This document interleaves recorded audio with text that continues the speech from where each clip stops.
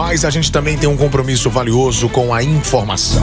E hoje eu tenho a honra de receber mais um especialista representando o time de milhões da Clivale Mais para falar de um assunto importantíssimo, não só nesse mês, mas o ano inteiro. Recebam com muita energia positiva aqui no Pipoco da Salvador FM, doutora Lígia Pontes. Ela que representa a clínica e vai falar sobre câncer de mama. Seja muito bem-vinda, doutora. Boa noite, boa tarde, bom dia, não sei. Boa tarde. Ainda é boa tarde, né? Boa tarde, um prazer estar aqui no programa Pipoco. Você já percebeu que é um pipoco mesmo, né? E dá uma agonia, viu? Ainda bem que a senhora é mastologista e não é psiquiatra, porque eu tenho medo do que poderia acontecer com a sua presença clínica aqui no estúdio. O assunto não apetece a mim, quer dizer, apetece, porque o câncer de mama também pode acabar sendo um problema causado nos homens, tô certo, doutor? Pode acontecer, é raro, mas acontece. Apenas 1% dos casos do câncer de mama são em homens. Mas já tivemos casos sim. Mas como diz Safadão, né? Sempre tem aquele 1% vagabundo. Sempre tem. Sempre tem. Mas olha, doutora, hoje o assunto, na verdade, por mais que seja o câncer de mama e o mês de outubro, eu gosto sempre de deixar muito transparente para a nossa audiência que o mês de outubro é um mês de conscientização para que outras condições de prevenção, cuidado, informação acabe se perdurando para o ano inteiro. Então hoje, mais do que trazer informações sobre o câncer de mama, eu quero que você que está aí ouvindo a gente abra os seus ouvidos, retransmita essa mensagem para que as mulheres e os homens também possam estar aí atentos à prevenção contra o câncer de mama durante o ano inteiro. E aí, doutor, eu vou já começar te fazendo uma pergunta. Olha, quando a gente fala de câncer de mama e de todo esse processo do autocuidado, a gente já começa tentando entender qual é o perigo e principalmente se existe um grupo específico que deve redobrar o cuidado quando o assunto é câncer de mama. Qual é a orientação médica em relação a esse autocuidado e principalmente o cuidado com um especialista dentro de um período? Bom, o autocuidado tem que ser contínuo, né? A paciente, a mulher e o homem também, né? Deve se conhecer de forma geral. Porque se conhecendo, vai perceber quando aparecer alguma coisa, né? Alguma alteração na sua mama. Estamos falando de mama. Então, assim, quem se conhece é que conhece a mama. Quando aparecer uma alteração, um nódulo palpável, que é a principal alteração clínica que chama a atenção, a pessoa, o paciente vai falar, opa, isso aqui eu não tinha antes. Então, o autoconhecimento é isso, né? Se conhecer para se precaver. E dentre os principais sintomas, o principal é esse, é o nódulo. A paciente passa a mão, ou por autoexame, ou eventualmente, não intencionalmente, está coçando, passa a mão e sente o nódulo. Esse é o principal sintoma. E ela deve, nesse momento, procurar o atendimento médico. Outra sintoma menos comum é a retração de mamilo. O paciente que tem um mamilo normal, existe a paciente com o mamilo invertido. Sim. Ela tem esse mamilo, não é essa paciente que a gente está falando, é a paciente com o mamilo normal. Certo. E aquele mamilo inverte. Isso é um sinal, você tem que procurar assistência. Pode ser que tenha um tumor ali puxando aquele mamilo. É um sinal importante. Outro sinal, raro também, não, menos comum, digamos, é descarga papilar. O que é isso? É a saída de líquido pelo bico de forma espontânea. Existem pacientes que sente alguma coisa e aperta, e às vezes o apertar machuca e faz sair essa secreção. Sim. Não é isso que a gente está falando. A gente está falando de uma paciente que percebe o sutiã sujo, a roupa de dormir, a camisola, o lençol, quando se enxuga a toalha. Descarga papilar, principalmente quando essa descarga papilar é sanguinolenta ou transparente. É um sinal de alerta.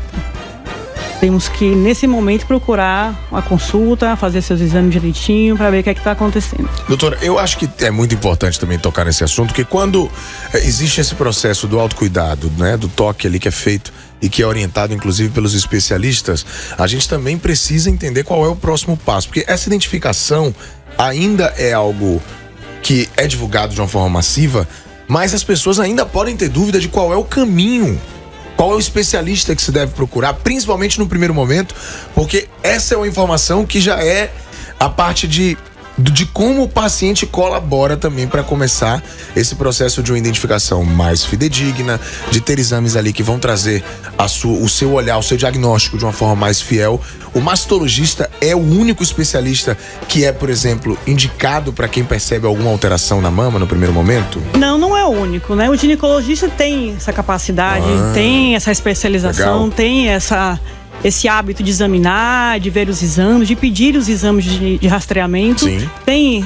O ginecologista consegue sim fazer esse primeiro atendimento. Às vezes a paciente procura o clínico. Sim. Algumas pacientes é aquele primeiro médico que ela passa e ele é capaz sim de fazer um exame, fazer um diagnóstico e solicitar exame.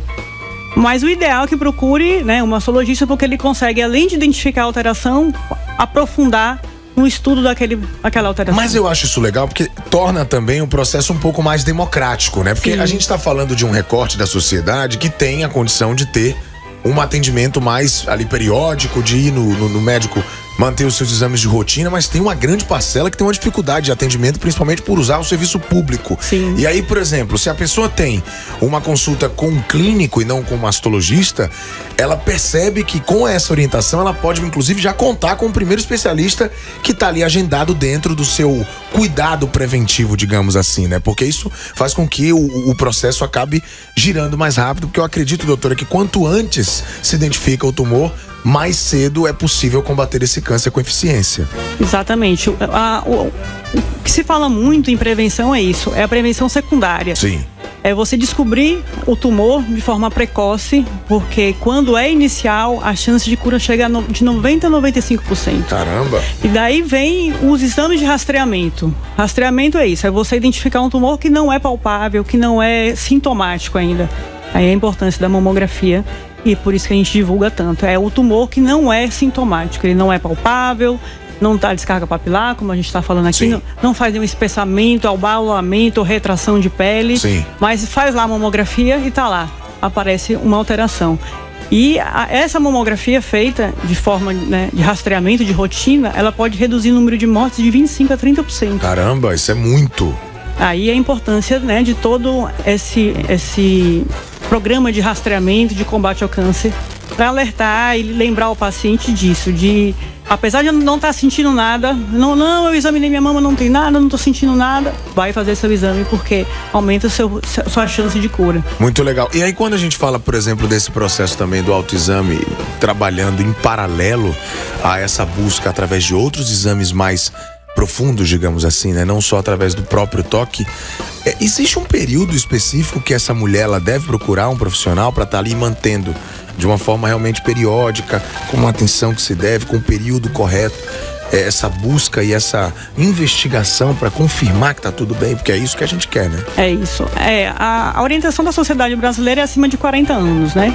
Acima de 40 anos, a paciente procurar um médico, fazer seu exame físico, fazer seu exame de rastreamento, que aí entra a mamografia. Sim. E a depender do achado na mamografia ou do ultrassom, fazer anualmente. Essa é a recomendação. Entendi. Se não tiver nada, anualmente. Se tiver alguma alteração, e aí segue de acordo com a alteração encontrada. Tá, uma pergunta importante, que eu acho que quando a gente fala sobre isso também, existe um processo de fortalecer o porquê que a gente precisa dar atenção a essa prevenção ao câncer de mama, e esse cuidado é extremamente importante ali, né? A gente olhar com prioridade para isso também.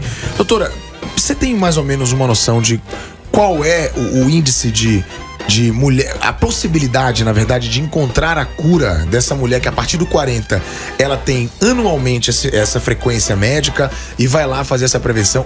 É importante entender, eu queria que a gente falasse um pouco sobre a perspectiva de cura, porque eu acho que é muito legal também entender que todo esse papo, toda essa mensagem é colocada para que na prática a gente tenha, por exemplo, o discurso de é por isso que a gente quer que você venha, porque se a gente descobre num período interessante, a prova tá aqui, você pode ser curado.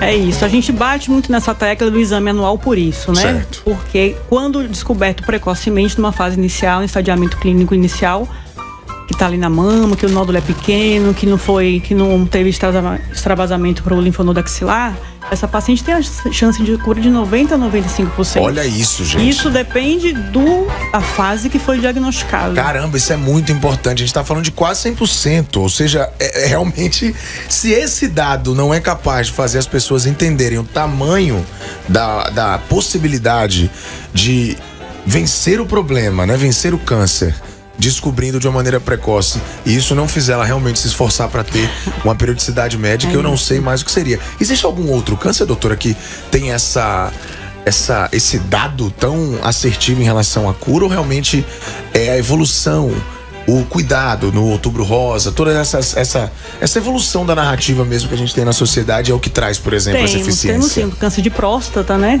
A mesma forma, quanto mais precoce o diagnóstico, maior a chance de cura. O câncer de intestino já está entrando no rol de rastreamento, colonoscopia acima de 45 anos. Caramba!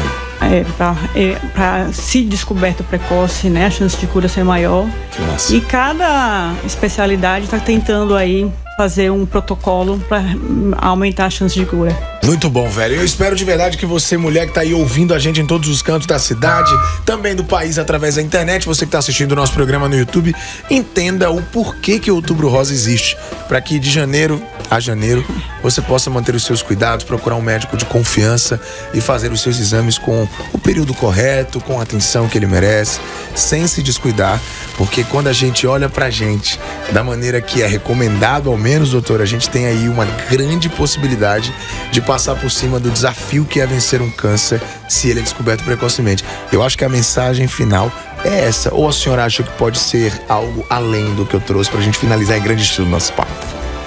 Pensar que além da chance de cura ser maior, a família, né, toda está envolvida. Então, aumenta a cura da família, dessa família, desse pai, dessa mãe, desse irmão, desse filho, do colega de trabalho, das amigas. Então, não é só pensar assim, claro que a paciente está acima de tudo, mas ao lado dessa paciente tem toda uma estrutura. E isso a gente tem que pensar nisso também. Tem que pensar em mim, tem que pensar no meu filho, no meu marido, na minha amiga, no meu pai, na minha mãe.